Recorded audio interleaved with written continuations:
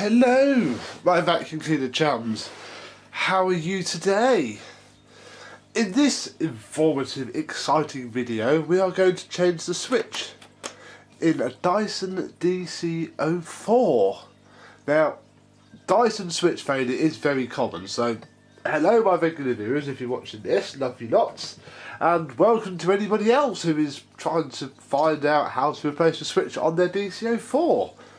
Now this example, it is on permanently and there's no click at all, so we're going to replace the switch which on the DC04 sits under here. Now we're going to be replacing it with this, which is one from a scrap machine, but the switch latches on and latches off, which is good. But when we've replaced it, we'll have a look at the switch from this one, because it won't come like this. It will just come, just that red bit is what you will see. So we need to get on with it, really. Now the first thing we need to do is to drop the cable out of the way, and I'm going to remove the wand and put that down as well, and we'll take that off just to give us some room.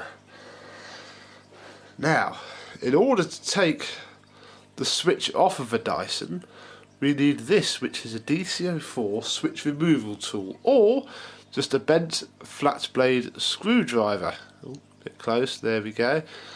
But you can buy these for very, very cheap, and they are incredibly handy. Now, you need to insert this screwdriver down that little gap there. There's a lug on the switch. Let me just position myself so you can possibly vaguely see it. And I'll come round this side so I can see it. Now this does come with a degree of failure potential on the switch, I am afraid to say, because what you need to do is put your screwdriver down there, and then with the aid of another little flathead screwdriver, lever that up to push a tab in, and then just sort of prise the whole switch up around its circumference, and eventually up it will come. There we go. Now I've broken that.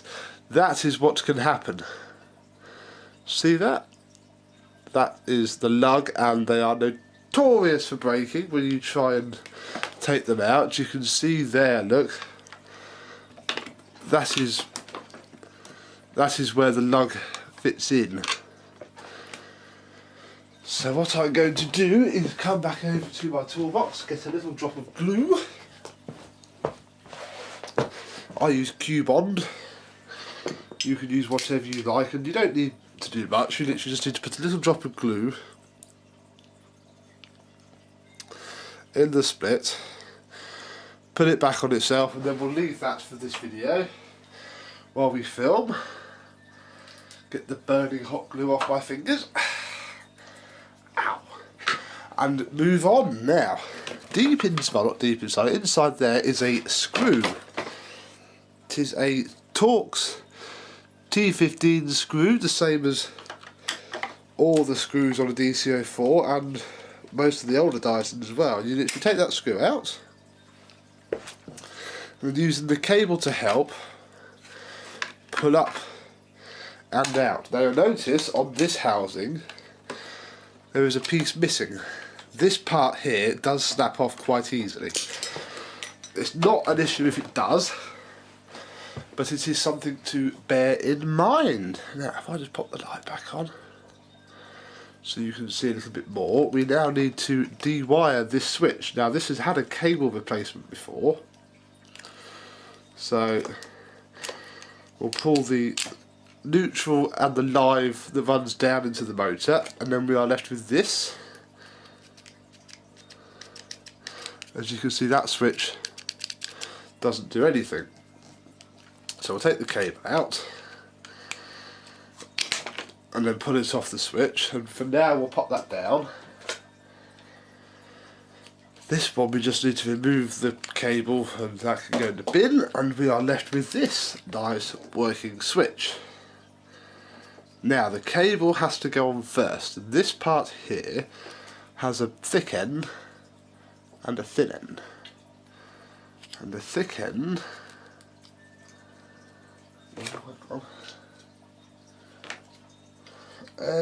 right, we are going to have to swap the housings around. Or we put the cable. What we have here is a different type of housing. Can you spot the difference?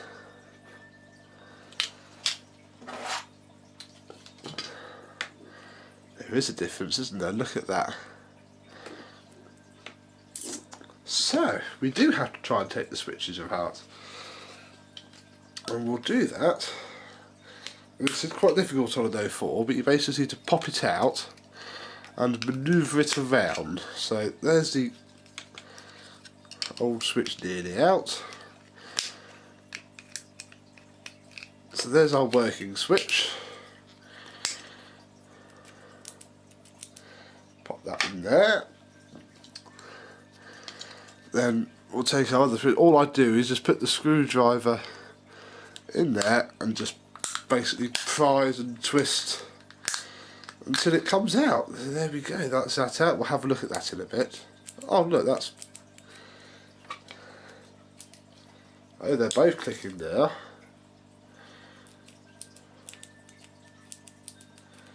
Why are they both clicking? That's annoying. Oh well. We'll fit the new one anyway. That literally just pushes back in there, like so, until it clips into place. So now we have the right cable housing on. That slots in there like that. And then the wiring pushes around. Might need a little bit of persuasion. There we go. Goes into its little housing like that. And then the live goes to one side of the switch. Doesn't matter which side, so whichever side makes the cable run better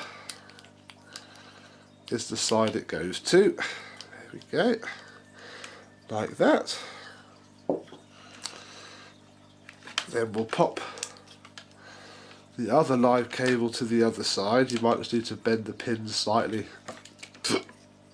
to get that on.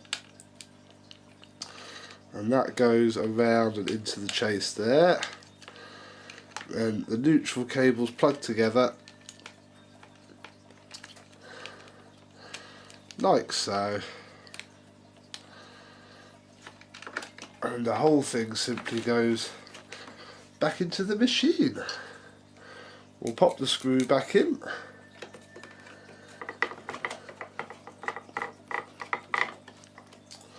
And before you put the switch back on,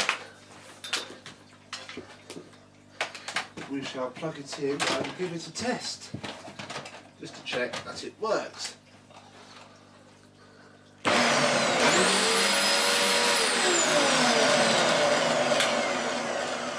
Which it does. So there we go. We still need to wait for this glue to dry just a little bit more, I think.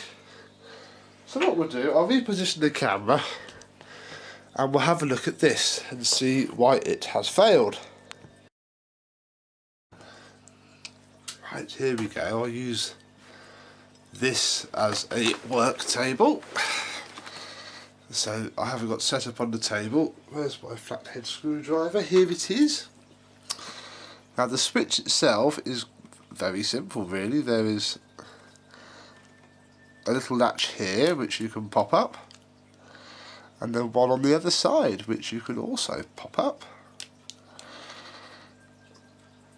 Once they're up, the other side has just popped back down again, which is quite annoying. Hang on. There we go. The whole thing opens up like so and reveals, so that's inside of the switch. We have two striker plates, one intact, and then there's a hole in one, and that corresponds with this arm. Now on this arm, that is the part that goes in the hole, and this is the part that strikes the plate. Now I can see various burn marks on this, so I do believe that Mr. Keith Millington was right. The excess voltage from when it blew its motor has caused it to temporarily weld itself to the switch. This is why it didn't move, and to be fair, it started to move when I took it apart. So I do believe that just moving it has caused it to fix itself. I'm not going to refit it now because we have just got it working.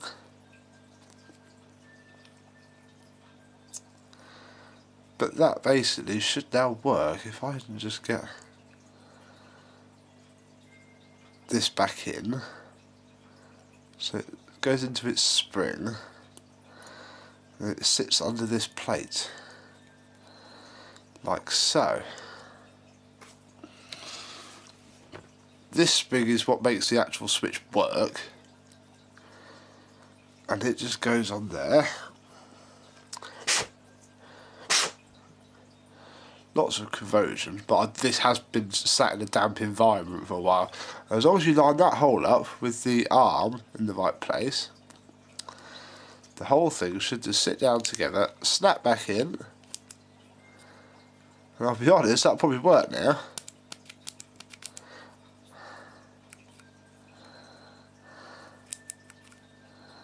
But it's not.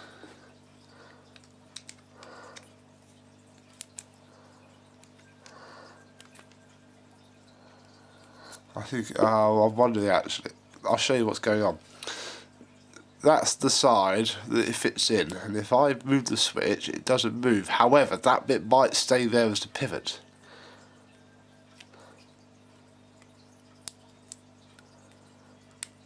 And it's this side with the striker plate that might move up and down, but I think that has fixed it. Like I say, it clicks now. Didn't do it before.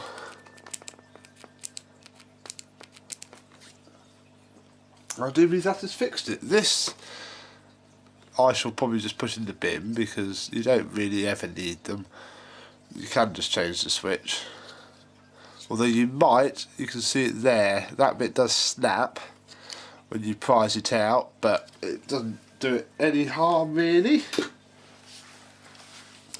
So if I just move, reposition myself, we'll pop the switch back in.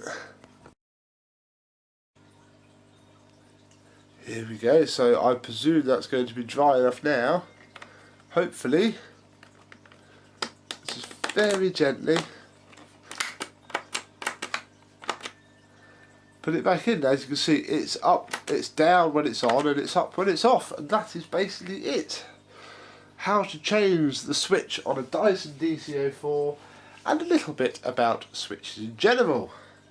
Hope you've enjoyed this video. If you'd like to thumb up, please do. If you'd like to subscribe, please do. I won't force you. You can do what you wish, but for me, that is it. Thank you very much for watching, and goodbye.